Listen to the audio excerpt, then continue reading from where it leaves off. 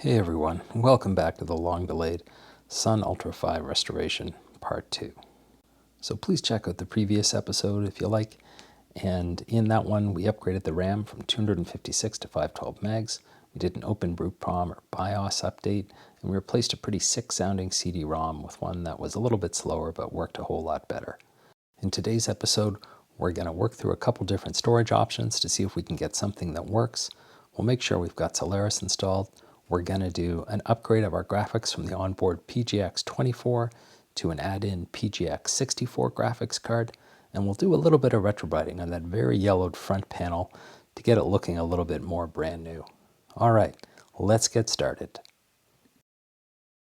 So the first option we're going to work through here with storage is we're going to try and get an SSD up and running. So first thing, we'll unplug the default PATA cable. And then what I've got for an SSD option is I recently retired an old 2007 iMac. It had a ADATA SATA 128 gigabyte SSD drive in it. It still works great as far as I know, and it served for many years, but was a majorly fast upgrade to that computer, and I'm hoping it can bring some of the same speeds to this computer. But in order to do that, we're going to have to use an IDE to SATA converter. Now this one's from StarTech. It's super tiny. It's got a Berg style 3.5-inch power cable. It's got our standard PATA adapter. It literally just plugs into the motherboard, and on the other end of it, it's got our SATA port. So let's get this thing wired up. Now the first thing I'm going to have to do is I'm going to have to use, I'm out of Berg style power ports with the wiring harness off the PSU here. So I'm going to have to use an adapter. I'm going to need a SATA cable, and we're also going to need a SATA power adapter. So I ended up buying a massively long one by mistake, but there's plenty of empty room inside this case, so we should be good to get everything set up. So installation is really simple. It really just plugs into the PATA port on the motherboard. I had to bend the power adapter for the Berg connector a little bit out of the way of the DIMM slots. And then it was really just a matter of hooking up all the different harnesses, plugging in the SATA cable, and basically everything more or less fit. So here we are now. We're getting it to boot up. I've hit stop A. And we're using the probe IDE command, and you can see that it recognizes the drive. It's awesome. It sees the ADATA SX900 SATA drive as an ATA drive. So I've got a Solaris 10 disk in, and I'm going to boot it, and I'm going to try to install Solaris 10. This is looking great. So the long and short of it is, at least with this adapter and this SSD drive that I'm trying to use, is it doesn't work. Solaris tries to install. It can see the disk, allows you to choose how you're going to partition it and all this kind of stuff.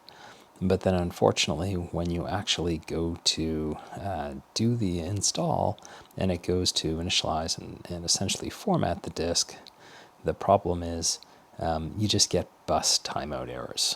So you can see here, it sees the disk, it knows it's 128 gigs, and then at this part of the install, it basically just hangs.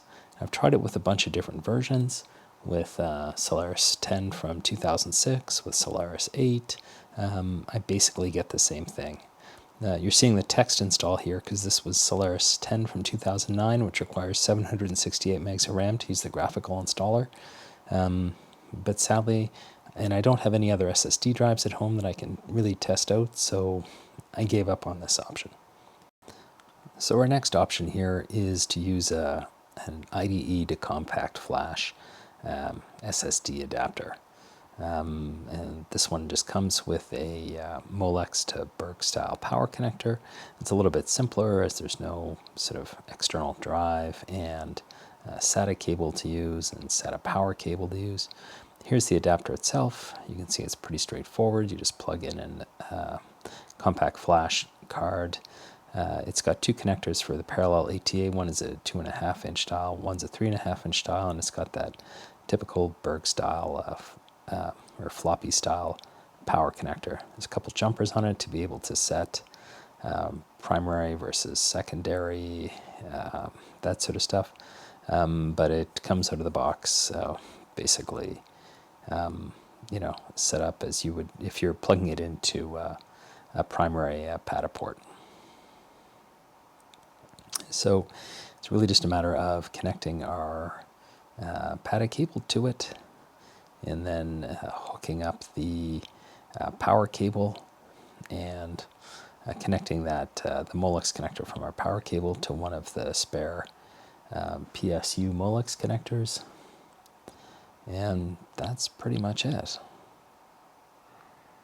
We're essentially good to go. I'll just put some plastic underneath it. It certainly has some solder joints on the bottom that we don't want to short out on the power supply there. So hooking it up, hitting stop A at boot here, and we can certainly see that it sees it. You can see removable AT API model, and it's got the SanDisk 16 gig card there. So far so good. And okay, here's booting Solaris 10 from 2009, which apparently does have support for removable AT API devices as boot disks. And so far so good. It's pretty standard Solaris install. And sadly, when we get to the part in the install where it actually tries to find my disks, I get no disks found. I exit out, I run the format utility, I try it with Solaris 8 and different versions of Solaris 9 and 10, same deal. So after doing a little bit of reading about it, it turns out that CF cards can be in fixed disk mode or removable disk mode, and basically all of them now ship in removable disk mode. You have to get something called an industrial CF card, essentially, to get one in fixed disk mode. But there were some ways to be able to flip a bit, essentially at the start of the disk or in the CF card firmware, to put it into fixed disk mode, and that may make a difference. It certainly apparently sounds like it does on some older computers. So there were essentially three methods to be able to do this. There was an old SanDisk utility that someone had posted online to be able to do it. Sadly, that didn't work. Another person said you can use fdisk/mbr from an old version of DOS to do it. I tried that. I had nothing to lose. I had to dig an old computer out of the garage, but that didn't work. As well, there's another utility called Bootit, and that was from one of the CF card manufacturers. Also tried that. That didn't work. And someone also suggested using a version of Linux and basically using DD and writing zeros to the first block of the disk, and that didn't work. So I tried 4 different ways to try and put this disk into fixed disk mode, and sadly, none of them worked. Solaris still refused to install. So that's absolutely not the end of the world. I've got a perfectly good IDE drive, and thankfully IDE drives are still pretty plentiful, and I've got a bunch of them at home that we can use here. So sorry for the awkward camera angle, but you're kind of seeing what I'm seeing. This is the hard drive bracket. It's right up against the power supply, and it's sort of underneath the CD-ROM drive. So it actually does come out pretty nicely. There's just 2 screws at the end there, and then it's pretty straightforward to actually fit the drive in. It fits in quite nicely. Just uses the standard side hole mounts and a few screws in, and then it's basically good to install. So this is me installing it. I tried first putting it in, screwing it in, and then connecting all the cables up to it, although I learned that this was absolutely not the right way to do this. It does require quite an awkward angle for the PATA cable to get into the bottom of the drive, and I really didn't want to bend a pin and sort of stuff a pin inside the drive, although that's exactly what I ended up doing. So a little bit of work with some needle nose pliers, and we did this the right way the second time around by connecting the cable first and then plugging it into the motherboard. And that was pretty much it. So long story short, Solaris 8 installed absolutely no problem, and this was up and running fine. So let's recap where we are. Storage didn't work out with SSD. It didn't work out with CF cards. You know what, if I wanted to run Linux on this box, certainly I'm sure the CF card would be no problem. It may work with the SSD as well, but I've heard about lots of other people having good luck with that. So I think this model, which was a late model, would have originally shipped with Solaris 8. But now let's take a look and see if we can do the graphics upgrade. So here's our PGX 64 PCI graphics card. Now, there's this mid-plane riser inside the Ultra 5. I've got that extra fast Ethernet card on the left-hand side. I've got a free slot above it. I don't want to install it on that side. Future episode, some foreshadowing here, we're going to be putting something that's going to take up both of those slots. So I want to install it in the free slot on the right-hand side, even though it's a bit awkward. It kind of bumps into the padded cables and gets in the way. Before I do that, obviously, I'm going to reconnect the floppy cable and take the slot cover out. So dropping in the card, it actually fits in pretty easily. There's some fussy little like EMF shield fingers on the back there that you have to sort of muck around with. And then there's just that bracket that basically holds the card in on the side. Now, I want to use this as my default console display. So the PGX 64 card itself actually comes with this manual. This is still downloadable from Sun. And this basically walks us through how to do exactly that. So the first thing you do is boot. You hit stop A to get to the OK prompt. Then you use the show-displays command. It allows you to select a display. Some foreshadowing, I select the wrong one here. I want the one at PCI at 1, not PCI at 1, 1. But I end up selecting it. I just assume that it's the add-in card, so it should be at a different address than perhaps the base address, but I was wrong.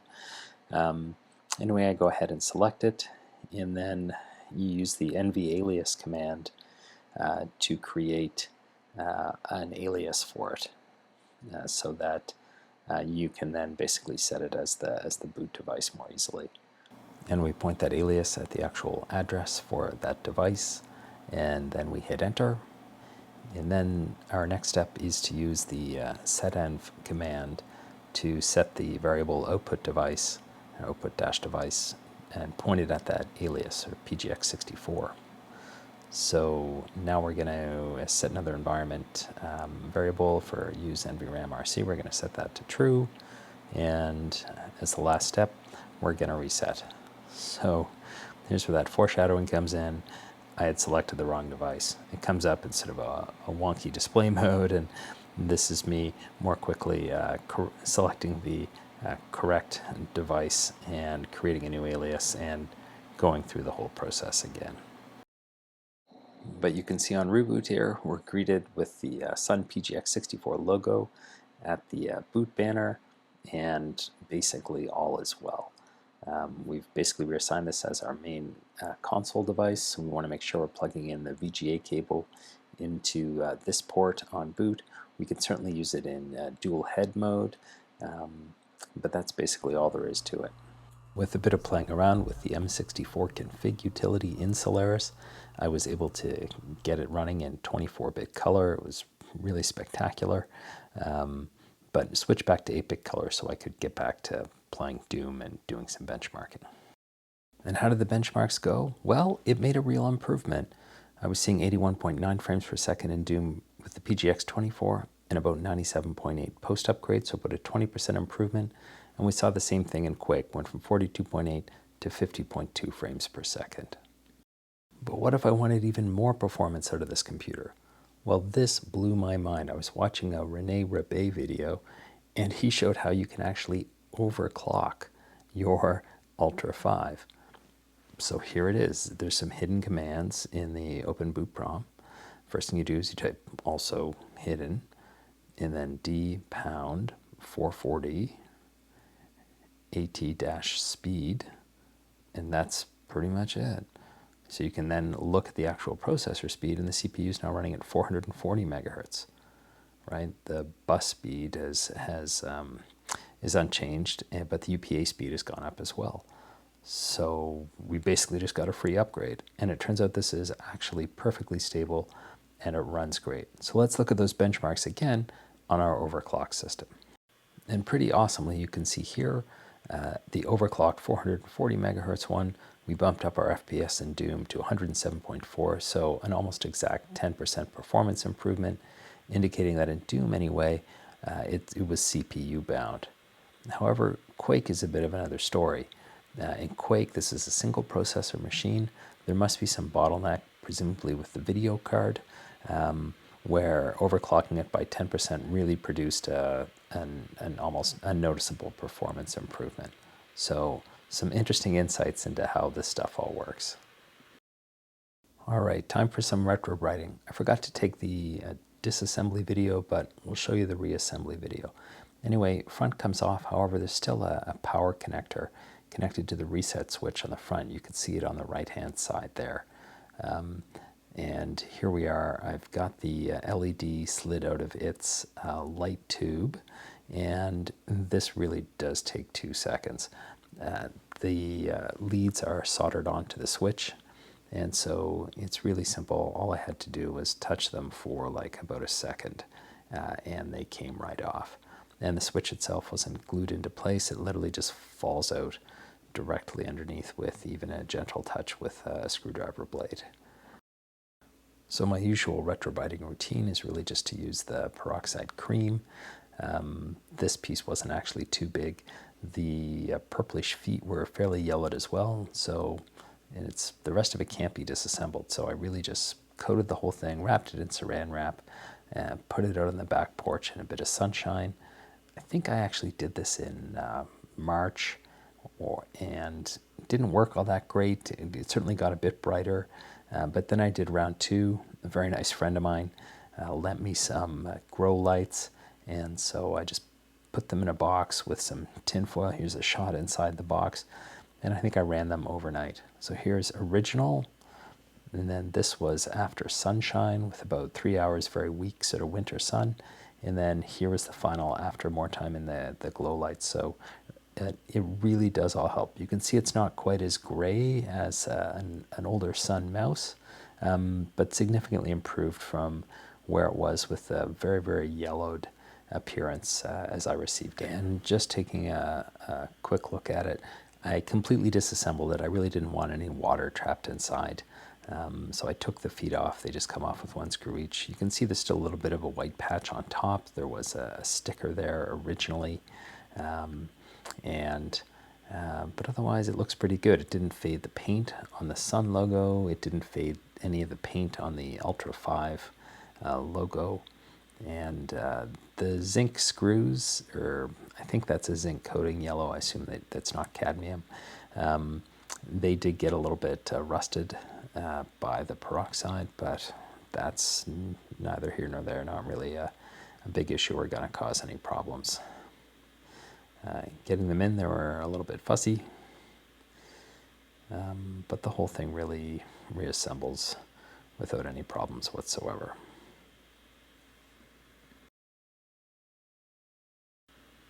Now taking a look at the power switch itself, you can just see it's this really tiny, it doesn't stick in, it's really just like a momentary contact switch. And it's got 6 leads, and you can see the 2 that are a little bit bent. Those are the ones that still had solder on them from where it was originally installed.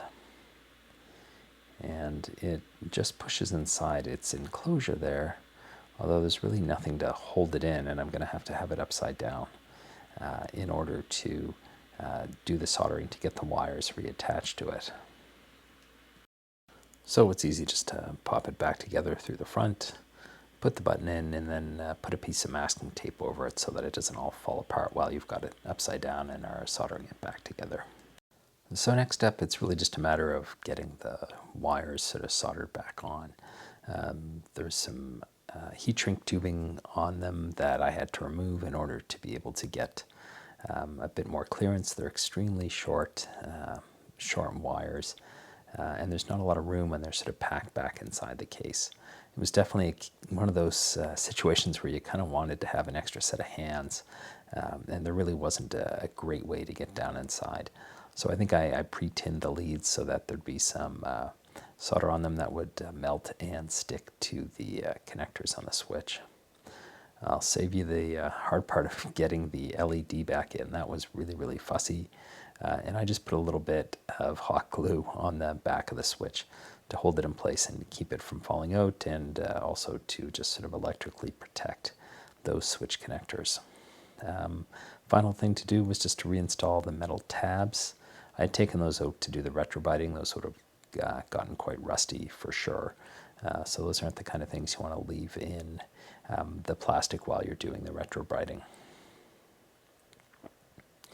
And then I was doing a little bit of testing of the reset switch. The reset switch totally worked. There was no problem with it, but it's kind of a funny switch in terms of how it works. It's not quite a power switch, but it can be used as a power switch depending on the power state.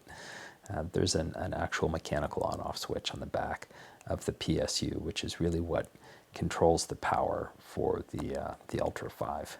But if you do a soft shutdown using for example, the keyboard button, it will actually power down, and then you can power it back on with the reset switch. So that's it. You can actually see, compared to the CD-ROM drive, that it did get pretty white, certainly far, far better than it was before. And again, this is such a nice chassis. Sun really did a lot of work making sure that people who worked in enterprise IT departments could very quickly and sort of safely service these computers. Right, so I think I forgot to install the screws to actually hold the front panel in place there, so I had to take it apart again. And then really it's just 2 screws to get the chassis then back on and secured, and that's it. We have a completely upgraded and updated Ultra 5. We've got more RAM, we've got better graphics, it does have a second network card installed in it, and we certainly have some more plans for what we're going to do with this. So big thank you to everyone for watching. This has been a really fun project. I've learned a heck of a lot.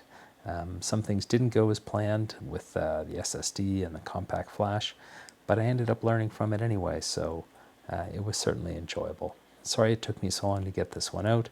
I've got lots more projects on the go. Hopefully we'll get some more videos out in the next week or so. Take care and stay safe, everyone.